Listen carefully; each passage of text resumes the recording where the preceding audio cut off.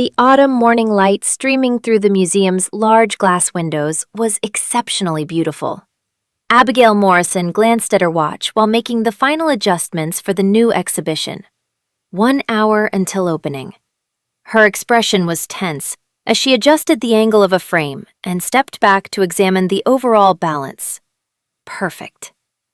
"Abigail," said a voice behind her. Martha, the museum director, approached with a warm smile. "This modern art exhibition wouldn't have succeeded without your curation." "Thank you, Martha," Abigail replied, returning a modest smile.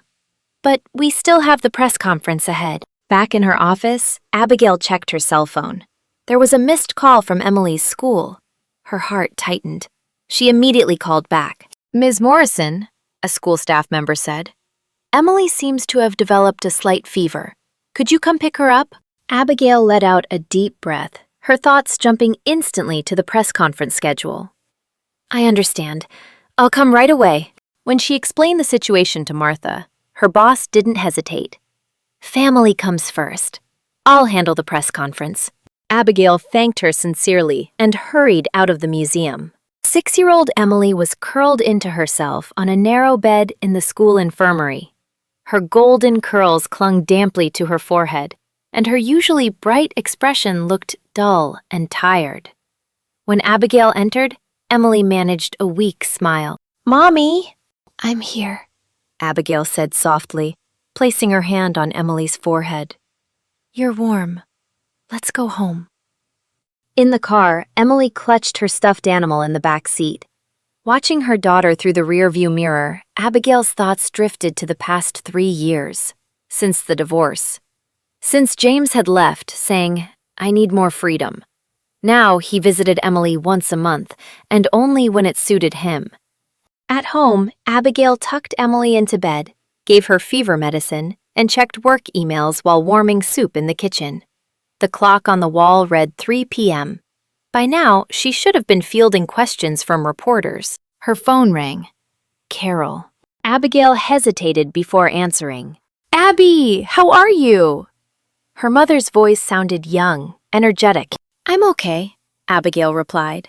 "Emily has a fever, so I left work early." "Oh dear, I'm glad I caught you then. I'm having a birthday party next Saturday.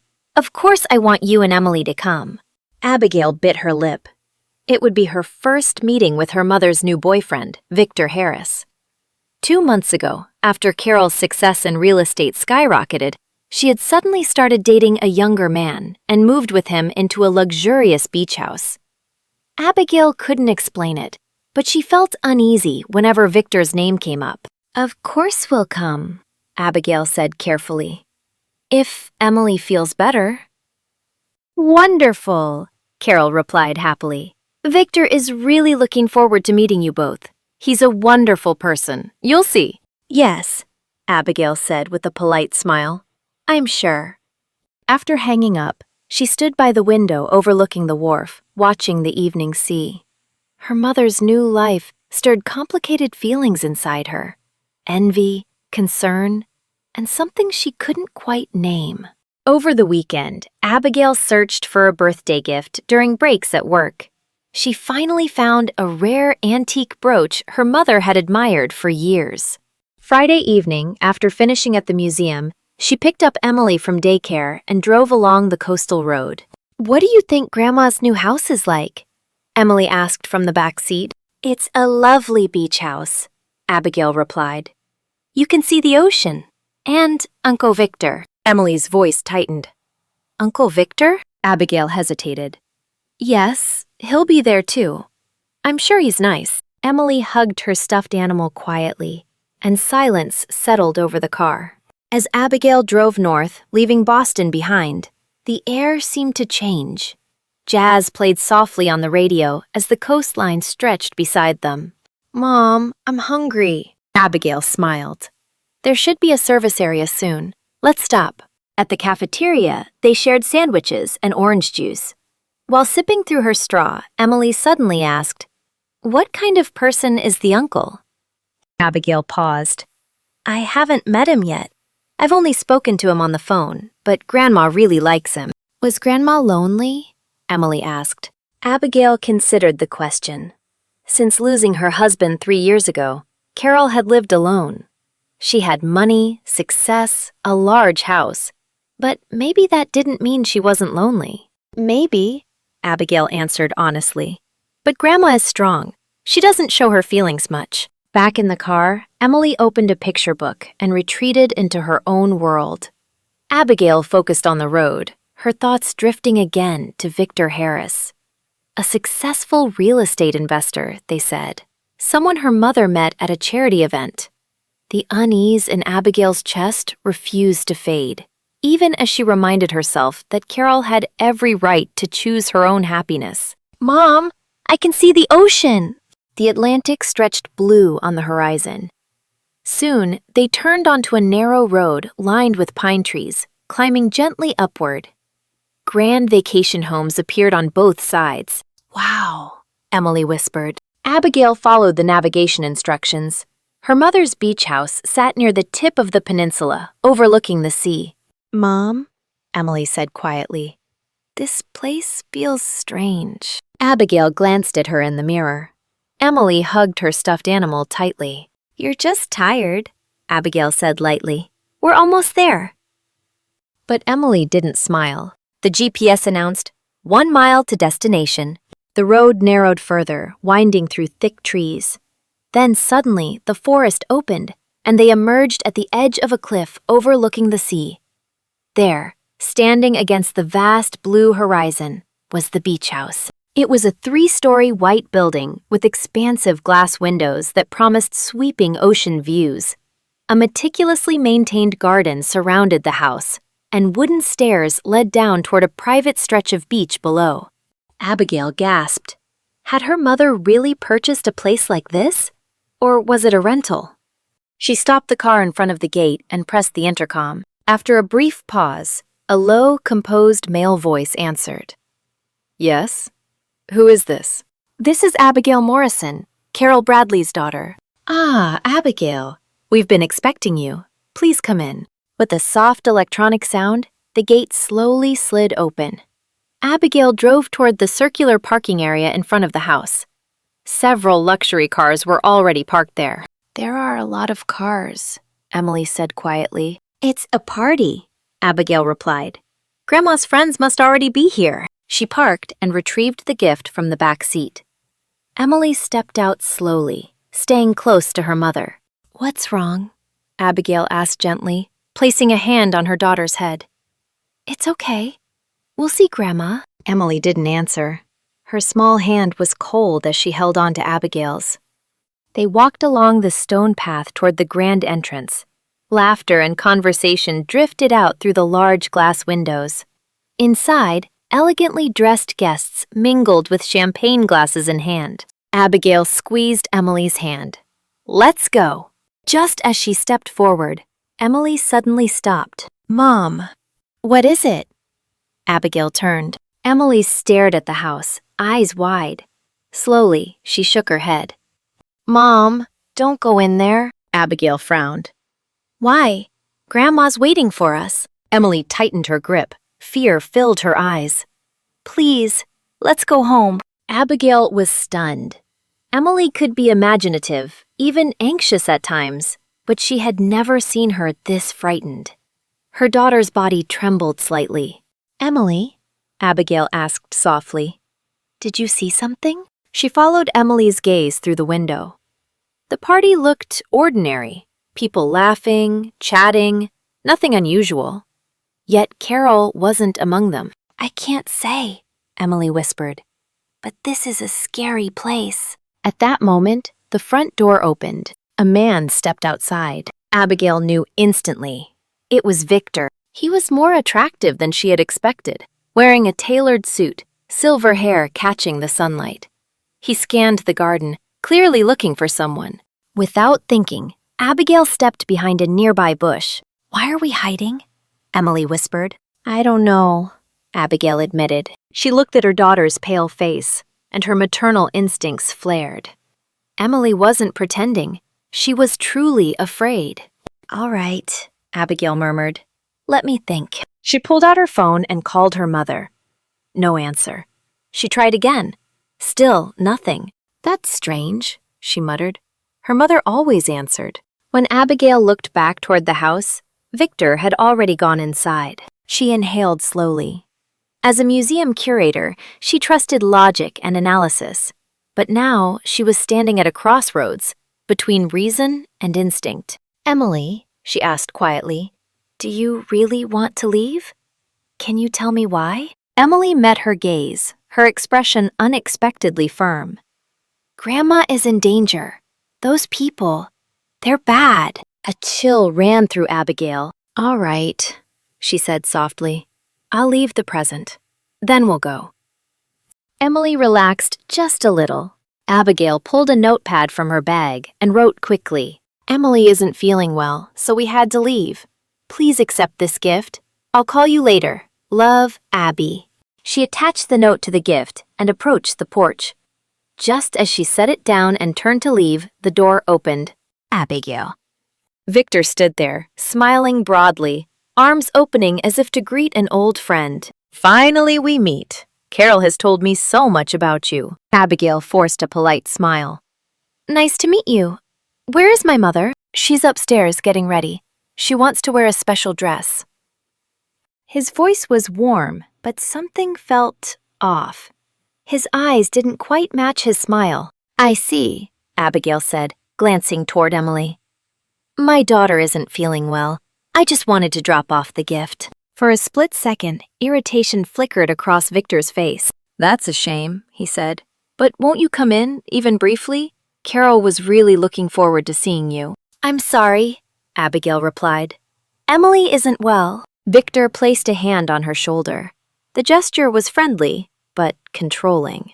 I prepared a special drink for everyone, he said, his tone subtly insistent. Abigail stepped back. Maybe next time. Please give my regards to my mother. I'll call her. She walked away, feeling Victor's gaze burning into her back. Let's go, she whispered to Emily. As they reached the car, Emily glanced behind them. Mom, that man is watching us. Abigail started the engine and checked the mirror. Victor stood there, staring at the car. Fasten your seatbelt, Abigail said. Another man emerged from the house and spoke with Victor. When Victor pointed toward the car, the man turned to look at them too. Mom, go, please, Emily whispered. Just as Abigail shifted gears, Victor hurried over and knocked on the window. Abigail? Carol wants to talk to you on the phone. Abigail hesitated. Then she shook her head. I'll call her later. She drove off. In the rearview mirror, Victor and the other man watched until the car disappeared from sight. Once they reached the main road, Abigail finally released a shaky breath. It's okay, Emily, she said, her voice gentler now. We're safe. Emily sat strapped into her seat, hugging her stuffed animal tightly. The tension in her face slowly began to ease. Mom, she said quietly, those people were going to do something to Grandma. A chill swept over Abigail. What do you mean? I don't know, Emily whispered. But they were laughing in a strange way. Grandma is in danger. Abigail pulled the car into a roadside parking space and turned in her seat to face her daughter. Emily? She asked carefully.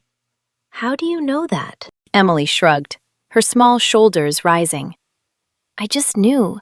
If we went into that house, something bad would happen. Abigail sat silently, weighing everything. As an adult, she knew intuition wasn't evidence. But as a mother, she recognized genuine fear when she saw it. And her own unease about Victor had only grown stronger. She called her mother again. The call went to an automated message. That's strange, Abigail murmured. Mom, Emily suddenly said, her voice firmer. Don't call Grandma. Those people are listening. Abigail stared at her. Emily, what do you... Her phone rang. Unknown number. After a brief hesitation, she answered. Hello? Abigail, Victor's voice said smoothly. What's going on? Carol is very worried. You came all this way and then left. Abigail glanced at the road. They were already far from the house. How did he have her number? Emily isn't feeling well, she said calmly. We'll visit again soon. I see, Victor replied, irritation slipping into his tone. Carol wanted to spend her special day with family. She's tired now, lying down. When she wakes up, she'll be disappointed. Abigail's pulse quickened. Is my mother unwell? You didn't mention that earlier. A pause. She's been tired lately, Victor said. Menopausal symptoms, the doctor says. Unease flooded Abigail's chest. Victor, she said, I'm not feeling well either. I'm going home. I'll call my mother myself. Of course, he said, sounding cheerful again. But it's Carol's birthday. Won't you at least stay for cake? I made something special, a healthy recipe. Abigail checked the mirror. Emily was shaking her head vigorously. I'm sorry, Abigail said firmly. Next time. That's a shame, Victor replied coldly. I thought you cared about Carol. The line went dead. Abigail exhaled sharply and gripped the steering wheel, then pulled back onto the road. Mom? Emily asked softly. Is Grandma okay? I don't know, Abigail answered, but I'm going to find out. She considered her options. Calling Carol's best friend, contacting the police, but there was no concrete proof, only intuition and fear. Her phone rang again. This time, it was her mother's number. Abigail hesitated, then answered. Mom? Are you okay? Victor's voice answered instead. Abigail pulled the car to the shoulder. Something was very wrong. Carol is sleeping, Victor said. She asked me to talk to you. Wake her up, Abigail demanded. Let me speak to her. That's not possible, Victor replied lightly. She's very tired after drinking a special cocktail. Abigail's blood ran cold. What kind of cocktail? A health drink. My special recipe. Everyone liked it. From the other end of the phone, another voice spoke faintly. Not everyone came, but the old woman alone is enough. Proceed as planned. The cocktail will take effect within 30 minutes. Victor muttered something urgently. The other voice faded. The call was still connected. Abigail felt dizzy. Emily stared at her with wide eyes. Mom, did he poison Grandma? Abigail swallowed hard. She grabbed a map from the glove compartment. It's okay, she said, forcing calm. We're going to the police. Victor's voice returned. Abigail, are you still there? Yes, she said quickly. What are you doing right now? What do you mean? His voice tightened. I'm making Carol's party a success. You were just talking about the cocktail, Abigail said. And a plan. Silence. Then the line disconnected. Abigail's hands shook. She started the engine. Mom, Emily whispered. Grandma is calling for help. Abigail turned, startled. What? Emily's face was pale. She's saying, help me. Abigail immediately dialed 911. She explained everything. Her mother's condition, the conversation she overheard, the address of the beach house. We're dispatching officers, the operator said calmly. Please stay in a safe place. Abigail made a sharp U-turn. Where are we going? Emily asked anxiously. To the police station, Abigail said. We'll meet them there. As she drove, fragments clicked into place. Carol's sudden fatigue, Victor's insistence, the special drink. That man is bad, isn't he? Emily asked quietly. Abigail nodded. Your instincts were right. At the police station, officers were already preparing to deploy. Are you Miss Morrison? One asked. Yes. Please tell us everything. As Abigail spoke, another officer brought Emily hot chocolate. She recounted the call, the voices, her suspicions.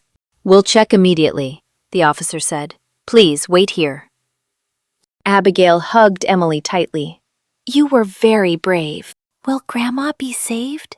Emily whispered. I hope so, Abigail said, her heart pounding. An hour later, an officer returned. Ms. Morrison, he said with a smile. Your mother is safe. She's being taken to the hospital. Tears spilled down Abigail's face. Victor had been arrested. 3 days later, Abigail stood outside her mother's hospital room, her hand resting on the door handle as she gathered herself. When she stepped inside, she saw Carol sitting up in bed, looking thinner than usual, but very much alive. Emily sat beside her, carefully folding colorful paper into neat shapes. When Carol noticed Abigail, her face brightened instantly. "Abby," she said, reaching out. "Because of you and Emily, I'm alive." Abigail hurried to her side and took her mother's hand, gripping it tightly as emotion flooded through her. The investigation had revealed everything. Victor Harris and his accomplice had targeted Carol's fortune from the beginning. They had been administering small doses of sedative-laced drinks over time, weakening her body and dulling her senses. The birthday party had been their final plan, to poison not only Carol, but anyone who might interfere with the inheritance all at once. "I never realized it," Carol said weakly. "I invited him into my home. I trusted him." "Don't blame yourself, Mom," Abigail said gently. "Anyone could have been deceived." Carol's gaze shifted to Emily. But how did she know? How did she sense the danger? Abigail followed her mother's eyes. Emily stood near the window now, smiling softly as she held up a completed origami bird, its wings spread wide.